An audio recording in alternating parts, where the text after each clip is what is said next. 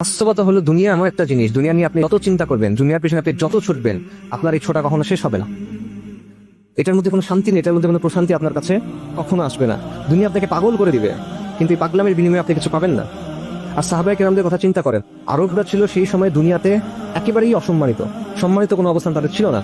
হরমুজানের কাছে, পারস্যের সম্রাট হরমুজানের কাছে যখন ইসলামের দাওয়াত নিয়ে যাওয়া হয়েছে, চিঠি পাঠানো হয়েছে নবী সাল্লাল্লাহু আলাইহি ওয়াসাল্লামের পক্ষ থেকে, তখন সে বলছে আরবরা কালকে পর্যন্ত মরুভূমিতে কুকুরের দলের মতো দৌড়াদৌড়ি করতো, এদের কেমন সাহসে এরা আমাকে চিঠি পাঠায়। এইভাবে তারা আরবদের দেখতো। অথচ এই আরবরা যখন তারা ইসলাম গ্রহণ করলো, তারা কি অপ্রতিরোধ শক্তি হিসেবে আসলো, অর্ধেক দুনিয়া দখল করে ফেললো। আল্লাহ তাদেরকে দিলেন। আসলে এটা কিভাবে সম্ভব হইলো? এই যে সম্মানটা, এই অর্জনটা কেমনে সম্ভব হয়েছে? এই কষ্টটা তারা কিভাবে করতে পারছে?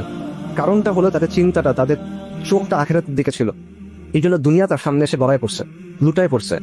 আর আমাদের অবস্থা হলো আমরা দুনিয়ার পিছনে ছুটতেছি, এই জন্য আমরা দুনিয়ার সামনে লুটায় পড়ছি, কিন্তু আমরা অসম্মানিত। দুনিয়া শব্দটা, এটা যে রুট আরবিতে, সেটার অর্থ হলো যেটা নিকটবর্তী, যেটা নিম্নমানের, তুচ্ছ। দুনিয়া আসলেই তুচ্ছ, এবং এই তুচ্ছ জিনিসের পিছনে যে ছোটে সে তুচ্ছ হবে। আমাদের কাছে অনেক সময় মনে হয় না যে কাফেরদেরকে আল্লাহ কেন দিচ্ছেন এত কিছু? দুনিয়াতে আল্লাহ তো কাফেরদের অনেক দিচ্ছেন, শান, মান, সম্পদ, কত কিছু দিচ্ছেন, সামরিক শক্তি, সাম্রাজ্য, এত কিছু আল্লাহ তাদের কেন দিচ্ছেন? আমাদের কাছে মনে হয় না অনেক সময়?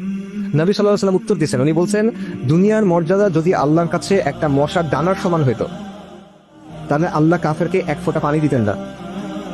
কিন্তু দুনিয়ার মর্যাদা একটা মশার ডানার সমানও না, এই জন্য আল্লাহ কাফেরকে দিয়ে রাখছে। কিছু যায় আসে না, এটা কোনো মূল্য নাই।